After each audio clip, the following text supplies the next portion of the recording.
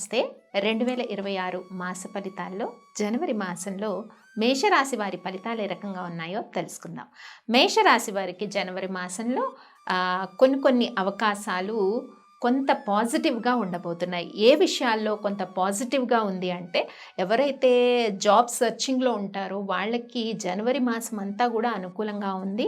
అలాగే ఉన్న జాబ్ నుంచి కూడా గ్రోత్ కోరుకునే వాళ్ళకు కూడా కొన్ని ఆపర్చునిటీస్ అయితే ఈ మాసంలో వచ్చే అవకాశాలు ఉన్నాయి. అయితే ఈ ఆపర్చునిటీస్ వచ్చే ముందు కొన్ని చిక్కులు, సమస్యలు, అంటే ఉన్న జాబ్ కంటే హైక్కి వెళ్ళొచ్చు, లేకపోతే ఉన్న డిపార్ట్మెంట్ నుంచి వేరే డిపార్ట్మెంట్కి మారచ్చు.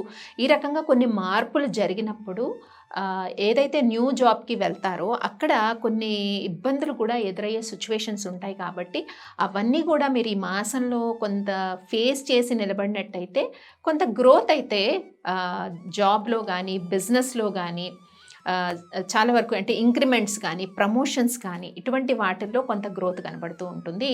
మరి మేషరాశి వారికి ముఖ్యంగా శారీరక శ్రమ ఎక్కువగా ఉంటుంది. వేళకి ఆహారం తీసుకోలేకపోతారు. కొంత విశ్రాంతి కూడా తక్కువగా ఉన్నా కూడా కొన్ని అవకాశాలు ఈ మాసంలో వెతుక్కుంటూ వచ్చే పరిస్థితి ఉంది. ఇంకా ఫైనాన్షియల్గా ఎవరికైనా అప్పులు ఇవ్వాలనుకున్నప్పుడు ఒకటికి 2 సార్లు ఆలోచించి ఇవ్వండి.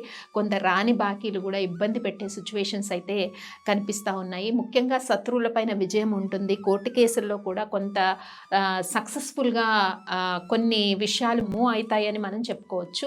ఇంకా సంతాన విషయాల్లో మేషరాశి వారి మాసంలో ప్రత్యేకించి శ్రద్ధ వహించండి. కొంత వారి ఎడ్యుకేషన్ ఏ రకంగా ఉంది, అలాగే వారి యొక్క డిసిషన్స్ ఏ రకంగా ఉన్నాయి, అంటే ఎదిగిన పిల్లలు ఉన్నారనుకోండి, వాళ్ళ డిసిషన్ మేకింగ్ విషయంలో, జాబ్ కానీ, మ్యారేజ్ కానీ, ఇలాంటి విషయాల్లో కొంత మీ యొక్క చాలా ఫోకస్ వాళ్ళ మీద ఉన్నట్టయితే కొంత వాళ్ళకి గైడెన్స్ దొరికే అవకాశం ఉంటుంది అని మనం చెప్పుకోవచ్చు. ముఖ్యంగా మేషరాశి గృహిణులు ఎవరైతే ఉంటారో ఈ మాసంలో కొంత మానసిక ప్రశాంతత అయితే చక్కగా ఉంటుంది. ఎప్పటి నుంచో పెండింగ్లో ఉండే కొన్ని పనులు కూడా నెరవేరే అవకాశం ఉంది. అలాగే ప్రేమ విషయాల్లో కొంత ఆచితూచి అడుగులేయండి.